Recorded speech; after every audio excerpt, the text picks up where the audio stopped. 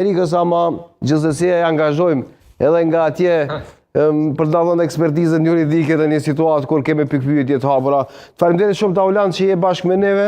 Tani kur jemi gati për të futur në seancë për zgjedhjen e presidentit, duket që zgjedhjet janë duke trokitur në derë, por a ka ndonjë mundësi që të shmangën ato? Mirë mbroma, përshëndetje në studio, edhe pse po vi këtu në Amerikë, jo atje nga Kosova s'po na lini rahat. Këtë punë kemi ne për të lënë rahat. Okej, unala këtu të një vend komunitetit shqiptar që bojnë pala gjellë. Oj, përshëndesim, shqiptaro-amerikanët, pa cilët Kosova natyrisht nuk do ta kishte një histori të tillë. Nga ajo nisja e pare me grupit Rrugovës me Halil Matoshin deri më sot.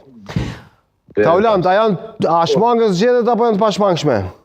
A ka ndonjë opsion? Dëgjoj, kushtërem, unë nuk mujta me përcjell shumë seanca paraprake për tani, po unë kam dhënë një opsion në studion e juaj. Po. Ku kam thënë që mund të hyjë në votim dhe nëse nuk marrë kushtetuese për interpretim dhe të stopohet procesi zgjedhjes së presidentit, rrjedhimisht derisa të vjen vendimi i gjykatës kushtetuese, ajo pastaj ose detyron deputetët me një mekanizëm të caktuar që duhet të marrin pjesë në votim, ose thotë që është konsumuar fati dhe duhet të shkohet në zgjedhje. Okej. Me çfarë pyetje ti drejtohen gjykatës kushtetuese për çka?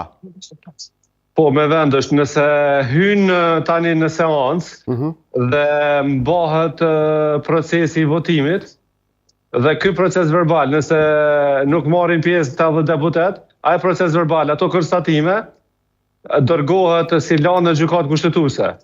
Një që ka ndodhur me rastin e zgjedhjes së kryetarit të parlamentit, një, domthonë proces verbali konsiderohet si akt i kuvendit, domethënë çaj votim apo mos votim konsiderohet si akt i kuvendit, dhe ky akt i kuvendit dërgohet në gjykatë kushtetuese nga personat e autorizuar, kur mund të jenë deputetët, qeveria apo presidentja, dhe aty kërkohet interpretim kushtetues në lidhje me këtë çështje nga gjykata kushtetuese, dhe që besoj që duhet ta bëjnë një gjë të tillë, sepse gjykata kushtetuese është në vitin 2011 ku e ka bërë këtë interpretim që në rundën e tretë duhet të jenë të pranishëm 2 të tretat e deputetëve, sepse kushtetuta në leximin tim nuk e thot një gjë të tillë, por vendimi i gjykatës kushtetuese e vitit 2011. Tani pasi ka detyruar të jenë të pranishëm, duhet të jetë gjykata kushtetuese të jep edhe një sqarim, po të jep të mekanizmin se çka janë pasojat nëse deputetët nuk marrin pjesë. Sepse në vendimet e fundit në zgjedhjen e kryetarit të kuvendit, gjykata kushtetuese në mënyrë shprehimore 3 herë ka thënë që detyrimisht deputetët janë të obliguar të marrin pjesë në votim dhe pastaj këta do të sqarojnë çka nëse nuk marrin pjesë. Okej, rregulloj pak kamerën se shkoi lart. Tauland, ndërkohë që